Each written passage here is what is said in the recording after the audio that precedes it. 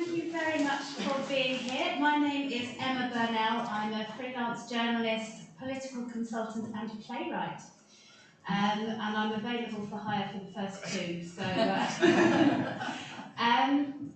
I'm really pleased. I have a long-running relationship with the Fabians. I'm currently doing some more work with them, which is my third time of asking.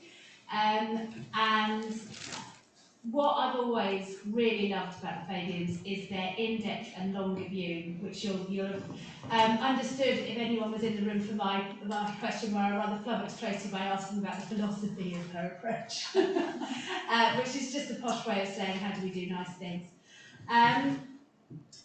I am really delighted to have such an excellent panel for our final plenary session of this, panel session of this event, but I do hope you'll all stay for the Fabian AGM, because it is really important how we run the Fabians as much as it's important the Fabians are here to give you these kinds of events. So I'm not going to talk for too long, but what I am going to set out a little bit is a little challenge for our speakers, because obviously, having given up their time on a Saturday afternoon, who wants to do the nice, easy speech they've prepared, right?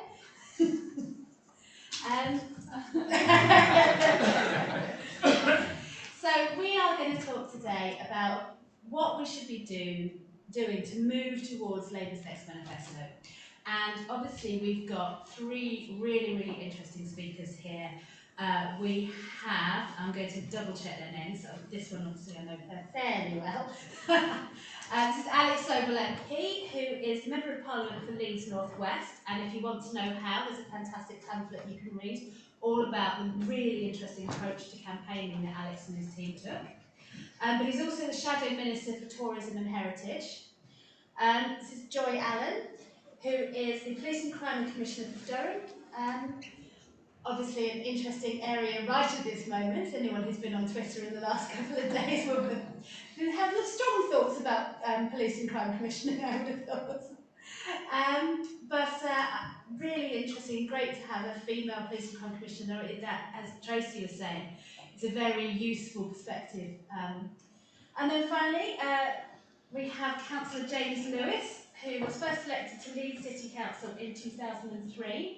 And has been deputy leader in 2015 and became leader in February this year, just in time for my birthday. Well done. That's what I aim for. Absolutely. All things revolve around my birthday. So we've got some really different perspectives, but what I want to ask all of you is, don't just tell me which great tourism things should be in the manifesto, what we should be doing on crime, how local government has to be at the heart of everything we do. Tell me how we as a party, and a party that really loves to have a bit of a Barney occasionally, come together and build a strong, realistic, deliverable and exciting manifesto. And I'm just going to go down the table, so I'll start with you, James, if that's okay. I've just written down the three things you said, Emma. Strong, realistic and exciting. So, good afternoon, everybody. Thank you for coming in. For people who aren't from Leeds, welcome to Leeds. It's so great to see everybody in Leeds and to actually start seeing people back face to face. So I'm going to work through strong, realistic and exciting, because I think they're probably the best order to take it in. And from local council's perspective, the strength of the manifesto is going to come in its ability for us to be able to deliver on the ground. That's got to be a big part of it. Any changes or reforms that any part of the overall manifesto that requires councils to deliver is going to have to pretty much come in day one. We can't come into government and think, oh well, we'll have whatever policy issues we're looking at. Oh yeah, well we'll have a 3-year review and then another year's consultation on the end of that. We'll finally bring something in right before the next general election. If there's an expectation from the party that councils are going to be a key point of delivery for any of the policies in our manifesto, it has to start right from the beginning. It has to be really strong in that. The areas I think are really important. I mean, first of all, hopefully it isn't a controversial point to make, but we have to reverse austerity for local government. Local councils have been hit harder than any other part of the public sector. That's not special interest pleading, that really does represent the scale of the challenge we face in local government. We have probably a third less of the budget than we should have had at the moment in Leeds, and it really is putting pressure on local services. That's got to be part of it. There are areas where we can deliver a bold and ambitious manifesto, because councils are organisations that have people and resources on the ground and local connections. So if there's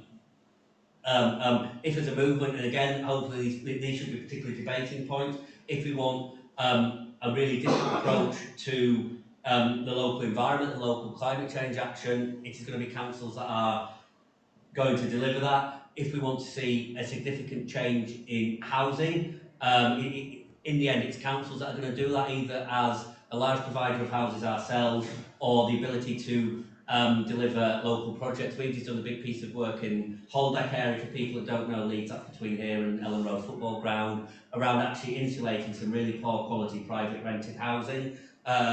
We haven't gone through the route of saying we'll only deal with those houses that are social housing or owner-occupier. We just try to do the whole lot, and it is that place-based approach that only we can deliver as councils. And again, there's other areas as well. If it is in the area of social care, and believe me, if the crisis in social care is likely to overwhelm the NHS in a couple of years' time, unless the government really get a grip of social care and work out how actually we can do some really good early intervention to stop people ending up in the health service, and how we can work with our hospitals to make sure that people aren't are out of hospital and being looked after properly at home, and in a way that means people aren't going back into hospital. So that's got to be a big part of it, and for us to be able to make that difference to huge national agendas, we've got to do it early, and it's got to properly reserve. So that's a strong. Realistic. We aren't going to. We all want to change the world. We aren't going to do it in a first 4 or 5 year term of a parliament. So I think we need to be very clear in terms of having a good picture of what we want to achieve in the short term, and where we can all work together and do that. There are things around. We might not be able to reform the entire welfare system and system in 5 years and see the benefits, but there are loads of things we can do nationally and locally on helping people back into work, looking at those people that may have reasons that they're not in work, that aren't the sort of the lazy tabloid view of people. People have training deficits, health issues, things like that, poor access to public transport. We can try and tackle those in a reasonable amount of time. I also think as well there needs to be a bit of levelling sometimes with the public in terms of both how much we can achieve, but also we need to establish in the run-up to an election what the issues are we are going to address and what our solutions are going to be. Sometimes I think politically the public react negatively to policies if they appear out of the blue or are not set in the proper context. And an example I would use, so my council ward, it's about as far as you can get from here and still be in Leeds. It's ex-mining villages in a huge rural area. So free broadband for everybody was a great policy. People really struggled to get access to the most basic broadband in my area in the year 2021. However, that policy, when it appeared a few weeks before a general election, because it landed badly, even though it was probably a good policy and the good elements of that. So we need to work with people to work out what people's expectations are, both of what we can achieve in the short term, but also what we are going to do and why things are really dear to us as people that come and meet on a Saturday afternoon to talk about policy are what the public want. And I think that's where the realistic bit comes. And finally, the exciting bit. Now, if I was to talk about local government finance revenue support grants, the ratio between council tax and business rates, probably half the people here who have chosen to come on a Saturday afternoon to talk about policy aren't going to be interested. And sometimes local government isn't the most exciting area. However, I think if we look at what we want to achieve as Labour in government and for the wider Labour movement, a lot of it, a lot of the road to success passes through local councils. I've talked a little bit about housing. Climate change as well. You know, a lot of the work around climate change. It will be local council that can do that, whether it's mitigation measures like flood defences or increasing biodiversity in an area, whether it's, like I say, building out, place-based solutions around. We have some really poor quality private rented housing in Leeds, and some poor quality owner-occupied housing in terms of energy efficiency. You know, it's going to be us that's going to deal with that. Things that do get people excited, a lot of that delivery is going to come from local government, and I think we need to be clear in our manifesto around there needs to be a proper respect between our national party and local government. Last thing, I'm old enough to be the councillor under the last Labour government. The last thing we need is a load of top-down initiatives, audits and things like that. It does need to be a proper relationship that recognises everybody's part in that. But there are loads of exciting things we could do that will get people excited for the next election. Things that people people talk about when we go canvassing, and things that we can address, and I think that's got to be a big part of it for me. Thank you very much, James. Alex. Thanks, Emma. I'm actually going to address something that Emma said right at the end first, and it's not in my notes. So Emma said, now that we're, there's quite a lot of fractures in the party and quite a long way apart. Actually, I've known James for over 20 years. And if you got me and James, a whole group of other people from Leeds at the time, who were like the young Turks of the party in Leeds, and asked them various issues, at that point in time, you'd had a big argument. We'd disagreed on a lot of stuff. You get the same group together now, you can get fag paper between us. And what I'd say is that change can happen. I mean, actually, it can happen quite rapidly, and you can get consensus quite quickly and easily if you pick the issues and you have a big vision for them. And then coming back to my notes, I am going to talk about children, hospitality and heritage, because that is my brief, and probably be fine if I went around not talking about it. So I think people don't realise the importance of it to the UK. So it's 10% of GDP, 3.2 million direct jobs, 2.8 million jobs supply chain. That's 6 million people in this country who are reliant on you going out, enjoying and learning for their living. And that's good news, isn't it? Effectively. But then there's the bad news. It's a sector with low pay in quite significant parts of it. Terms and conditions are poor, a lot of 0 hours work, lack of pension provision, there's a lack of progression and professional development.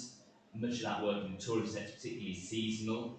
So as a Labour government, those are all things that we don't agree with, right? We want to improve all those things.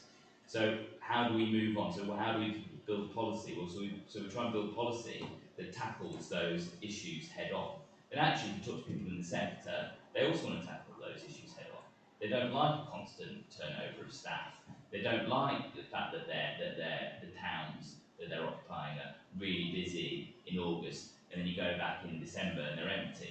That's not what anybody wants, whether you're in local government or you're in business or you work and live there. So in terms of my aims really with the portfolio is, and COVID's had lots of lessons for us, but one of the lessons was we can go on holiday. Lots of people didn't think, oh God, I can't go on a UK holiday. Well, they've all gone on a UK holiday, and most people really enjoy their UK holiday. And I'm not really sure that people really need now to go in summer, the long summer break, unless it's a time factor, need to go abroad. I've had 2 years of going, I say just about domestic holidays, a week in Ireland this year as well on the ferry, but pretty much domestically for 2 years. And the variety of the United Kingdom is incredible. I've just come back from Glasgow for 8 days, and I obviously was at COP, but I could easily see myself doing an 8-day holiday in Glasgow. It was great, and I haven't even touched the surface of Glasgow. So that's one element of it. Another element of it is that we've talked a lot about it, Green New Deal, Green Industrial Revolution, this idea that we need to transform the economy, for the climate, for the clean tech revolution. But if you look at places which are really reliant on tourism, there's a big lesson there. So I'll give one example, which is my policy example, though it isn't technically Labour policy yet. That in East Yorkshire, we've got a very seasonal economy. Everybody knows. Everybody here who's from Yorkshire, nearly everybody, knows the resorts. Scarborough, Filey, Bridlington, Whitby, Robin Hood's Bay, etc. very busy for 5, 6, 7 months of the year, then really quiet in the winter. Now, just down the road, there is the heart of British caravan making. The good thing about caravan factories is they can easily be repurposed to build low-carbon modular housing. So why don't those factories in the winter build low-carbon modular housing on a 24-hour shift basis and employ all those seasonal workers that work in the tourist season in the summer, and then the government intervention is that we produce the sort of sticking plaster that means those people have a transition between those two jobs without any disbenefit. And that's where the state can come in, whether it's through tax credit. I don't want to get too deep into the economic policy, because Rachel is probably lurking about here, and I've moved too much into that terrain. But through some fiscal measures to support those workers. And I think the other thing is going into the elections, and this is my big vision. Although our way we do elections is, crackers, so we don't have fixed term, well, we don't really have fixed term, so don't fixed elections. Is that people go on the Labour Party website or an app and go on a map to their town, and then there would be all the information about what the Labour government in its first term box would deliver. What capital projects would it be planned? How many jobs would it create? What would the economic impact be? So that would really start to give a narrative about what Labour would difference make to your household, to your neighbourhood, to your town, to your region, and how we can make it better, and how we're going to tackle those key challenges. Then the last bit really, and this really reflects what James was saying, which goes back to my first point, is that the 2019 general election manifesto, for me, to be honest, my disappointment with the 2019 general election manifesto didn't go further on climate, to be honest. I didn't really have an issue with the content of the 19 general election manifesto or the 17 general election manifesto at all. I stood on both of them, on both of them, so why would I? If you're gonna bring in radical new policy, where it's very clear what difference that would make, and broadband's a good example, you need to decide effectively now, in the bit of the election cycle we're in now, that you're going to do it, and then you need to go on every TV show and in every newspaper and every radio show, and you keep saying it, you need to keep explaining it, you keep saying how much it costs, how much benefit it's going to come to it, why it'll make a difference, what inequality it's going to relieve, and then you need, on each repetition, you need to build detail on it and detail on it. Actually, we've got that. So what we've got is the big hanger we've got is the £28 billion a year we're going to put into the green industrial revolution, and that's a big hanger. And then people go £28 billion. I don't understand that. If you could go to somebody and say this is what will deliver on your street, then we've won the argument, we're going to win the election. So we need to get from the big hanger of £28 billion all the way down to the bottom of the dress, and then once we're at the bottom of the dress, we're going to win the election. It's just whether we get to the bottom of the dress in time. Thank you very much, Alex. I look forward to this lovely, pretty green dress.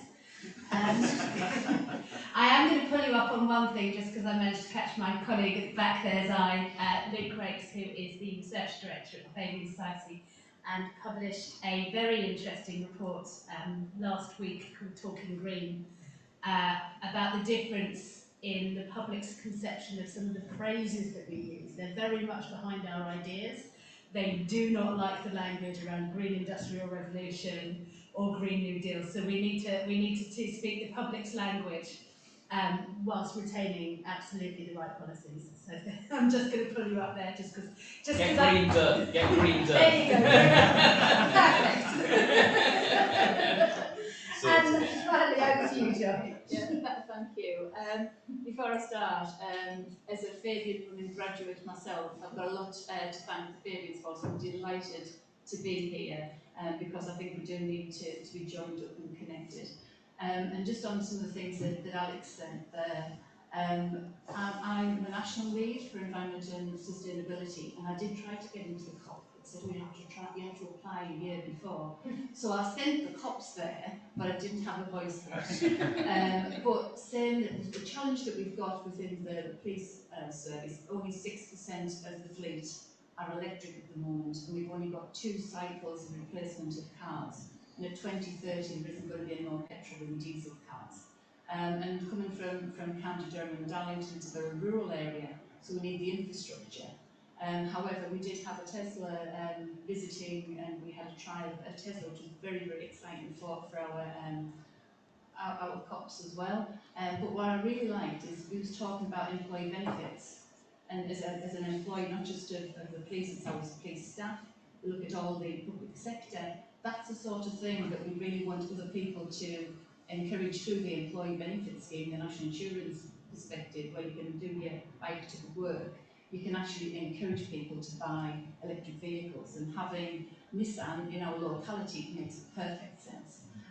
I also want to have a big shout out for Northern Fabians. We did on the last session talk about the Police and Crime Commissioner elections. They're in less than 2 weeks away. And I haven't been asked personally to get involved in that campaign, to get involved in the telephone banking. But this is a really good time. We're talking about the manifesto in this session, but we can affect a change in 2 weeks' time. We can get potentially a Labour candidate elected. So I would urge everybody here and online and in our membership to get behind that campaign and get on the phone, because it is obviously it's a key part. We do get low turnout in police and crime commission elections, but it's a very topical issue. People are very passionate about why this election is called, so really get behind the local candidate, which I'm sure we get that message out there today. So for me, as Police and Crime Commissioner, I've only been elected sort of 6 months, but it's a really fantastic time.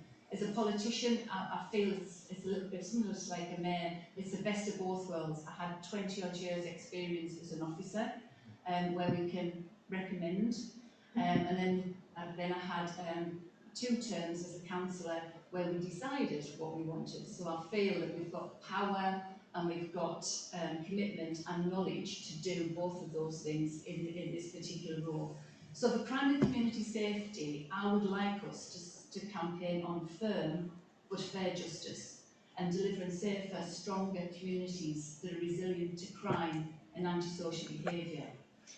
We need firm policies that fix the criminal justice system, which under the Tories have been decimated. 51% of magistrates' courts are being closed, a third of county courts, 10% of Crown courts. The backlog of Crown courts stand at 54,000 cases, and victims are being forced to wait 4 years for the time of the alleged offence to bring a case to trial. So it's broken. So we need really strong policies, which I think from our victims paper, we can deliver that. So we need to understand what the Tories have done in power, and we need them convincing cases to make the difference. In my case, as we are the voice of the people, I asked the public what they wanted my manifesto pledges to be. So unlike some of my colleagues, they might say, this is what I'm going to stand on, this is what I'm going to do, but I wanted to ask the public what they wanted to do before I give my manifesto commitments. I got 1,200 responses back, which, despite COVID, I thought was, again, really, really good. Top of everybody's priority, and people in here, if councillors, local residents, antisocial behaviour was the top, followed by drug use, drug dealing, fly tipping, speeding and vandalism. And that was after asking about violent crime, hate crime, domestic violence, the whole list. I asked the top 5. So this, I thought, reflects why police and crime commissions are so important, because the police will do high harm, high crime, but the public, this is not just this election, this is many elections, will always be antisocial behaviour is the top. And don't think it's low level, because if you ever experience an antisocial behaviour, it can be happening every day of the week, 24/7. Your house isn't a home. It could be a prison in some cases if you can't move. So I think really strong policies to address antisocial behaviour would be really important. There's 1.5 million recorded incidents of antisocial behaviour in the year to March 2020, and 40% of the public witnessed experiencing antisocial behaviour. So I think if we look at extending the role, we shouldn't forget what we achieved as the last Labour government. I was fortunate to be working in community safety when we introduced the Crime and Disorder Act. We saw the ASBOs, the CRASBOs, the Families Project, really innovative responses, but they reflected what the public was telling them, and we were listening. Really important to listen. We also, and we were, I think I managed the first and then the largest street warden scheme in the country. That came after, in Sedgefield, there was a local election. Antisocial behaviour was the top of the priority, He went to the leader of the council, went to the chief constable and said, I want 10 extra police officers in my district, in my borough. And the chief constable quite rightly said, you can't have your own private police force, leader of the council. This is a force wide, and I'll put my police officers where I want them. So with that, being the leaders of the council, sometimes we take it back and right, we'll do it ourselves. And he introduced the community force, which was 24/7, 365 response service for antisocial behaviour. And we shouldn't forget that. And it was under the Labour government, under John Prescott and the Office of the Deputy Prime Minister, that they put money into street wardens. But unfortunately, for austerity, we did local government review, we've lost a lot of that. But I think we talk about police and PCSOs, we shouldn't forget the importance of the street wardens to do those things. And I think we should give them more tools and powers to do the enforcement around environment, around parking, around litter, around fly tipping. And if we looked at that capacity, and that would really respond to the victims' issues, because if you have safe, clean, green, tidy streets, it gives respect. It's a little bit like the broken window syndrome. At the low level, concentrating on that area, and it has an impact upon the higher area and the higher crime areas. As I was saying, for us running for the next manifesto, I think, like I say, we shouldn't forget. I don't know why we don't mention it more. In government, we did introduce 16,000 more police officers, 6,000 PCSOs. Every community had a neighbourhood team, which was easily contactable, and everybody knew where they were, and they worked around local solutions to local problems. I think we are far too modest when we campaign. And we tend to campaign on the here and now rather than reflect some of the achievements that we've had in the past. The Tories, I couldn't believe that when I stood as Police and Crime Commissioner, they'd registered a strapline, and I don't know if anybody saw it in their areas, but it was more police, safer streets. And the general public believe what people put through the letterbox as much on the ballot box. So most people aren't like us, maybe involved in politics as much. And you would say, more police, safer streets. Yes, thank you very much, I love that. Couldn't believe it. So I think that's what we have to bear in mind when we do campaign going forward. I think we should focus on the red wall areas that we've talked about in the past. In my area, in the North East, we lost 27% of our police service. That's 400 officers. Northumbria lost 1,118, and Cleveland lost 26% of its workforce, 457. And I know I'm in Yorkshire today, but North Yorkshire only lost 4% of their police officers, 61 officers, and Surrey only lost 3. So nothing's changed for Surrey, yet we are 400 down. And if you look at those areas that would be traditional Labour areas, and potentially where you've got deprivation, you've got crime, you've got ill health, you've got drug and alcohol issues, those numbers don't stack up, and it's definitely not level, and it's definitely not fair. So if we are going to campaign, I think those are the things that we need to look at, come together collectively, and I think there's a big story to tell out there. We just need to get it out onto the register. Thank you.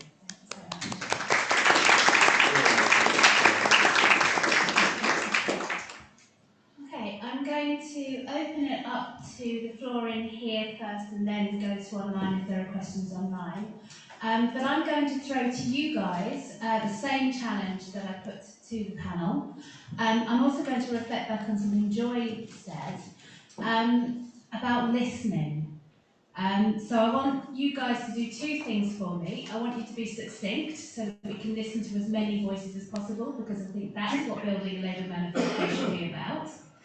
And I want you to reflect back to us one way that you think, rather than just telling me what your pet policy that you think should be in a manifesto, because we've all got them, and mine are actually around local government finance, ironically.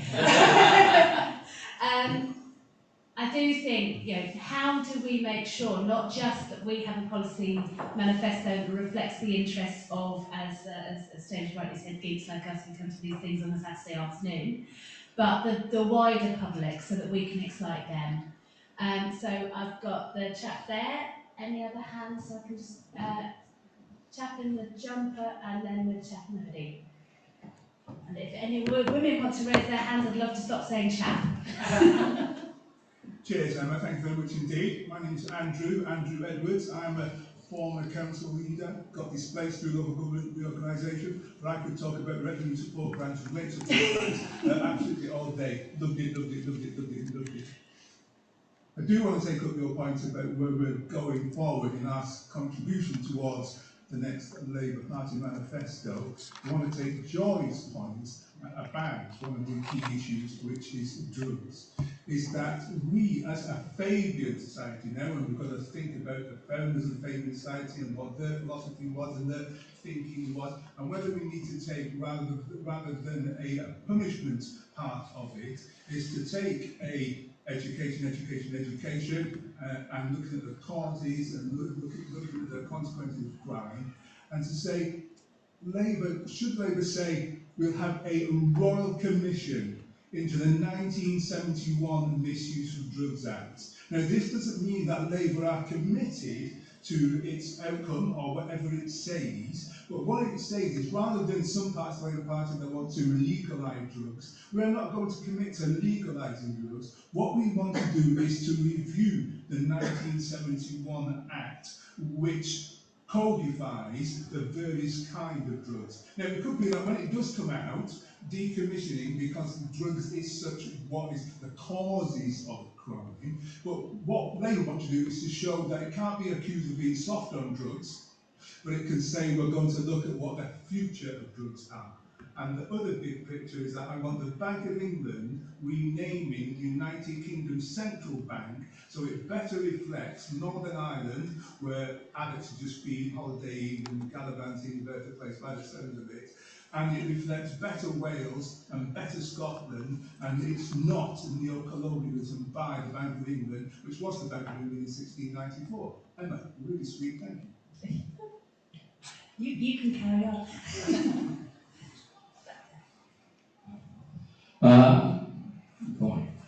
I'm Jim Cannon from York. I don't want to talk about the content of the manifesto.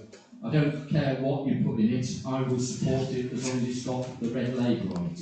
What I do want to talk about is the fact that we need now to start attacking the Tories properly. And we need to make sure that our communications is improved by a factor, a big, big factor. I attended a meeting earlier this week of a bunch of lefties known as the National Pensioners Convention, Yorkshire and Humberside branch. They're all 99, they've all been in the Labour Party for donkey's years, or communists, it doesn't matter. The one thing they were saying is the Labour Party is failing in opposition at the moment. There's no strength there. And the fundamental problem we have, in my opinion, is that we're not communicating. As I say, I don't care what's in the manifesto, I will support it. There's lots of things we've done in the past, and we can say them again and again. And if you want me to give you a specific example of something that we should be saying, if you look at the police and crime situation, and I'll talk to you afterwards about that, if you look at that, when Boris Johnson was the Mayor of London, he closed police stations, he closed fire stations, they're now talking about closing ambulance stations, and all of those things happened under his watch. Why aren't we attacking him for that? Thank you very much. And then finally, the gentleman in grey there.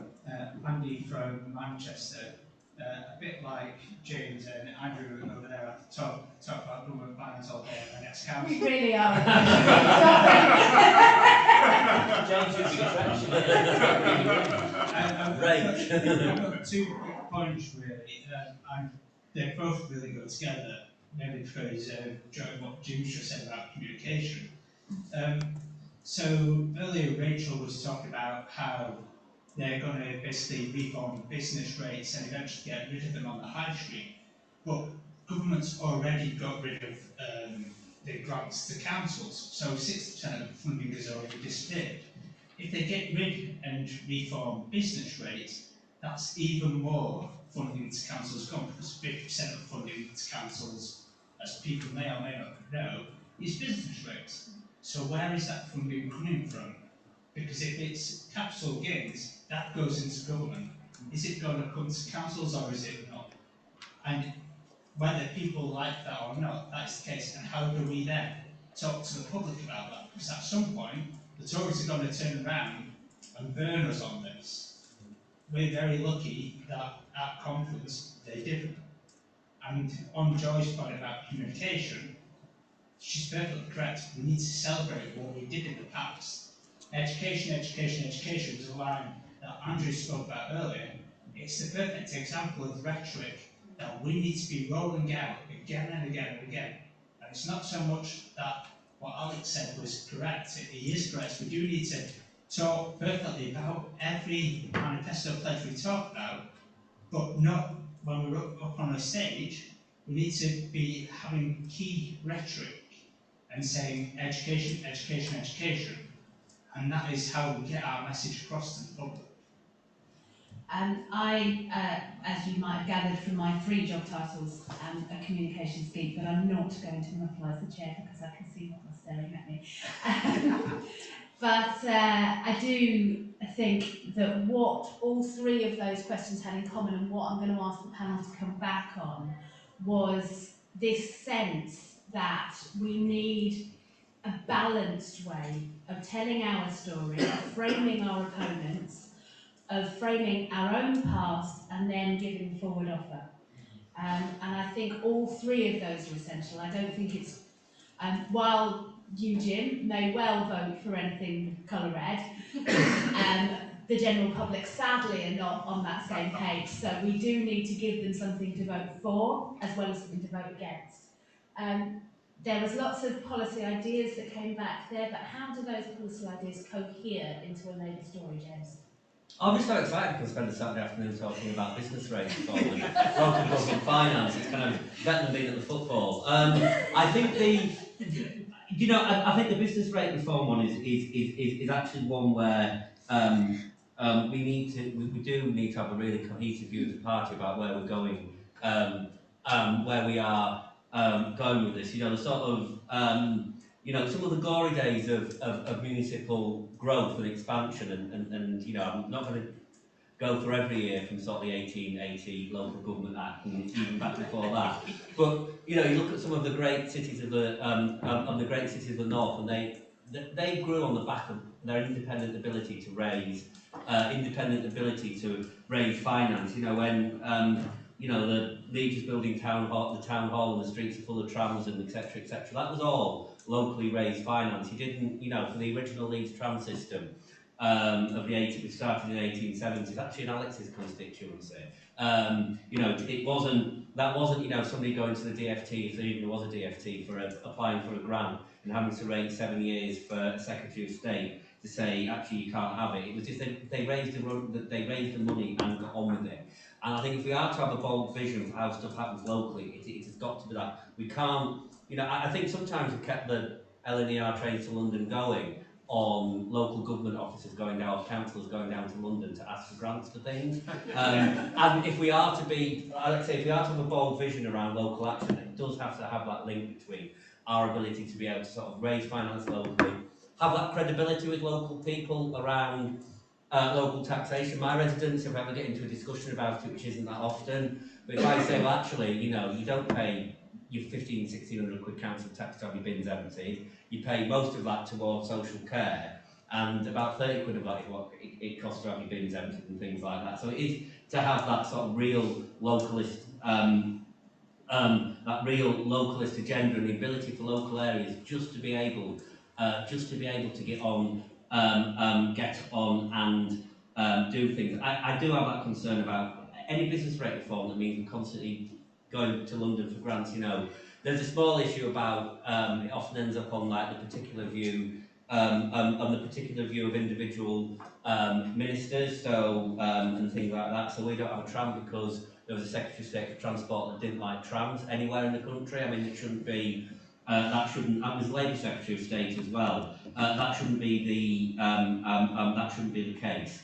And I think in terms of, like I say, that sort of bigger picture around what we want to do, it has to be sort of focused on that local thing. Just in terms of Just in terms of comms, and Joy reminded me just how important issues of crime and antisocial behaviour are. Thinking back, it's different in different areas, I know, but we haven't had a face-to-face residents' association meeting since before lockdown in my ward. It's a well above average age electorate, so we sort of tended not to do that. It is the biggest issue last time we had meetings, and bearing in mind my council ward was one of the lowest crime areas of West Yorkshire, still was crime, antisocial behaviour, I don't want the drug dealers on my estate.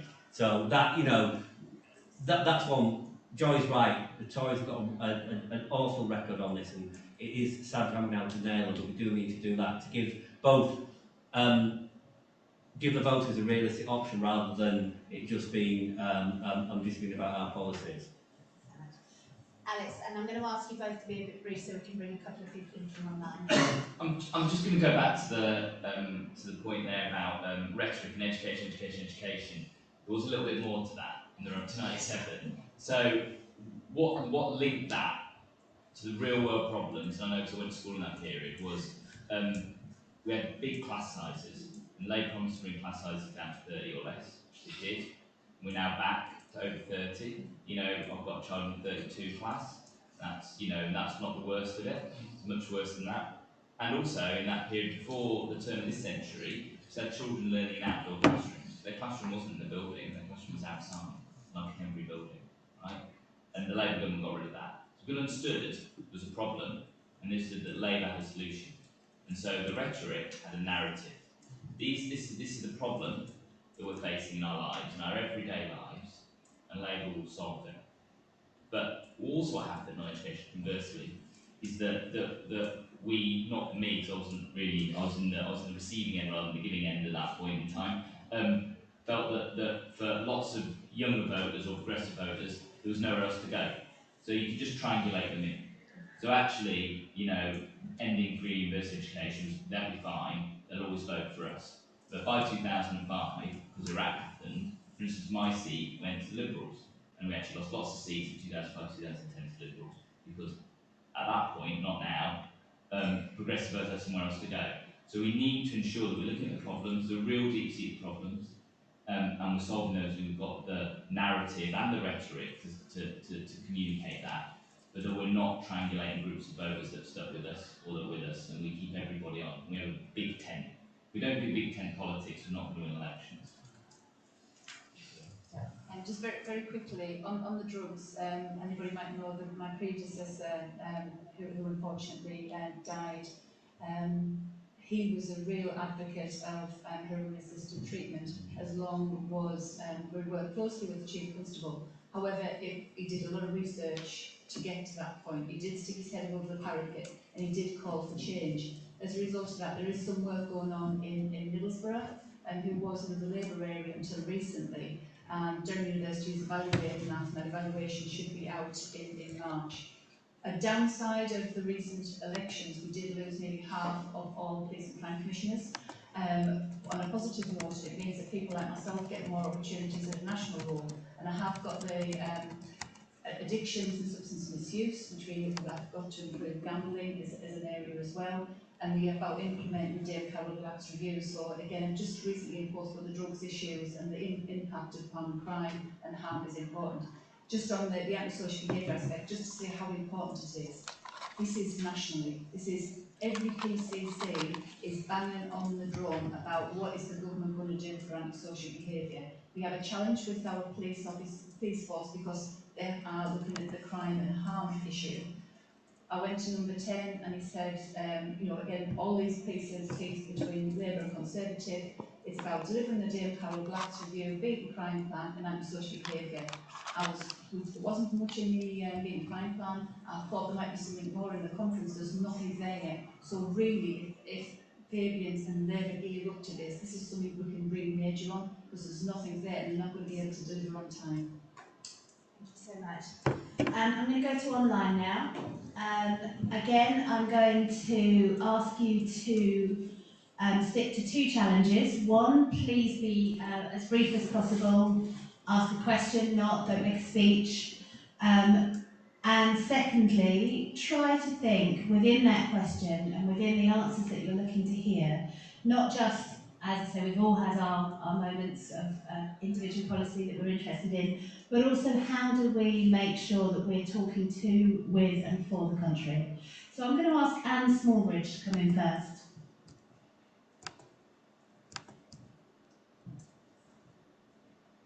Hello. Sorry, I put a question in the chat box. I'm a retired GP, having spent my whole career in inner city Auckland. And my main point is that people from the Labour Party aren't listening to my patients. And they're also not listening to people like me, or my reception staff, nurses, anybody I've worked with. Nobody I know has ever been asked by the Labour Party what they think is the solution to the problems that they're seeing every day. How can we address this better? Thank you, Anne. Great question, and exactly the right thing that we should all be asking. Bob Latchford. Bob, are you with us? No, he's gone. Okay. Duncan Mores, I hope I'm saying that right. Good afternoon, Duncan Mures.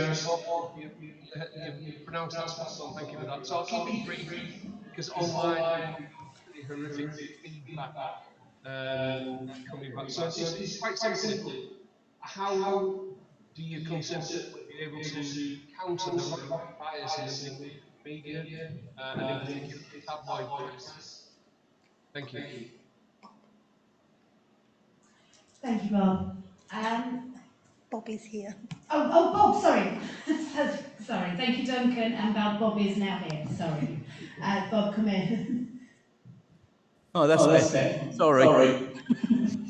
Yeah, I'd write just written a question there about the National Health Service. And my feeling that Labour really needs to promote the service and let people know the real cost of the, if we lose the service. I think with the concerns over increased privatisation, especially if the Tories get back in again, I think there's a lot of sort of probably younger, fitter people on moderate income who are probably not that concerned, but I think we need to get that message across.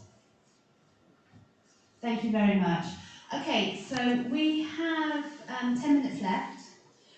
So I'm going to ask each panellist to respond to the points that have been raised. How do we interact properly with the public? There's a thing that we used to talk about when I was a telesales person. I was very good at telesales, scarily good at telesales. But the reason that was is that we did active listening. So rather than just sitting there nodding and going, and waiting to tell your next point, you actually listen to what the other person's saying and you respond to it. And anyone who is in the business of persuasion, and if you're not in the business of persuasion, you have no business in politics, should be thinking about how to make sure that they're reflecting back both the ideas that they want to champion, but also the things that they're getting from the public. So I'm going to reverse the order now. Well, actually, I'm going to mess around with the order first, otherwise Alex always gets to go in the middle.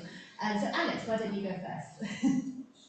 Sure, there's three interesting points. I don't know where Anne lives, so I can't really comment on local circumstance, but Labour, nationally, where it's got the resource to do so, particularly it's got elected representatives, should be really actively listening to people. So, I mean, at the moment, things have been, let's be honest, things have been difficult. About COVID, then obviously we had the tragic murder of David Amos, which means that, there are some safety issues, as well around that. So I used to do surgeries, and I will at some point, I'm still doing surgery in supermarkets, but it's not deemed really safe to do that at the moment. But what we do is we're very good at communicating to people. We're very good at writing out and saying we're going to be on the street surgeries on this day. I know all the councillors do it in Leeds, and I do it as an MP with my councillors and where we don't have councillors.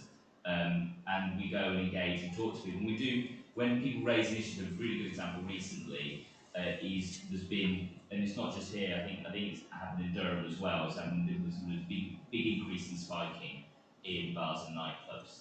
Like, I heard about it, I heard a third time about it, and at that point I said to Tracy, we need to do something about it. So myself and Tracy organised as part of the Deputy Mayor, who's effectively Police Commissioner Alison Lowe, and we got people who were victims to come and speak, but also the bars and the clubs themselves, and we broadcast it.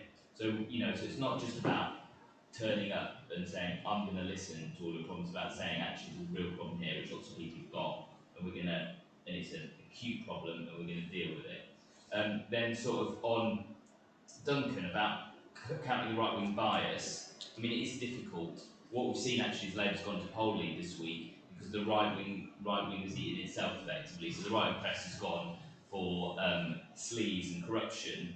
And actually one of the things we can do is you have to turn this short-term thing, so it's not going to last until the next election, into a thing where actually Labour's going to, clean up the stables in a sort of Herculean way and, have very clear, I'm not going to say what the answer is, Chris Wright's probably a better place than me, but that we are very clear. Went through COVID and all the PP scams, all the rest of all the cronyism, now going through this sort of third phase of corruption now the public have finally heard it and got it, and we've got to have very clear process in place where we're like the anti-corruption party, the anti-corruption government, and however difficult it is for us, it'll be better for the country, and it'll be better for everybody if we completely root and branch all of that, not just in Parliament, but also in civil service, in government, and all the way down. Because I used to run the audit committee, lead city council, and things don't happen anymore, James, but some things in the past that we probably aren't too proud about either. So,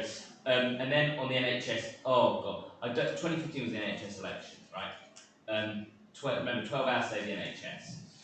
I remember really clearly on Ash Road in Headingley going to this old couple and they said, we're not going to bother. And I was like, yeah, what about the NHS? They go, oh, big support's the NHS. So why don't you vote? Oh, the Tories are never going to privatise the NHS. And I'm afraid to say, there's a lot of people, as long as it's free at the point of use, as long as it says NHS on the door, people believe that NHS is not privatised. And it is important, it's important we do something about it, but we need to get into it first. And so we can't have an NHS first election, it's just got to be part of a much broader thing, with simple messages about people's lives. And then once we're in, then we clear up the NHS. I just want to say thank you because I was sitting on my hands not saying that. Jo. Yeah, just on the engagement and the listening side, really, really important. I think we really missed an amazing opportunity during COVID to engage with lots of our residents. The Labour Party has got a software system called Dialogue, where we were encouraged during the pre-election to get on the phone and engage with people. However, I don't know why, but there was a reluctance for our members and possibly Fabians as well to come online. It was quite poor showing. However, people were trapped in the home and they really had it was a fantastic opportunity to listen because people wanted to talk and they wanted to have their view. If you'd been on to Dialogue, you would have been absolutely shocked at what their people were saying about wonderful the government was and how well they were doing. But that's really important because that's reality and perception. And we need to understand what people are thinking in those homes. It's not very easy sometimes to engage because not everybody's on social media.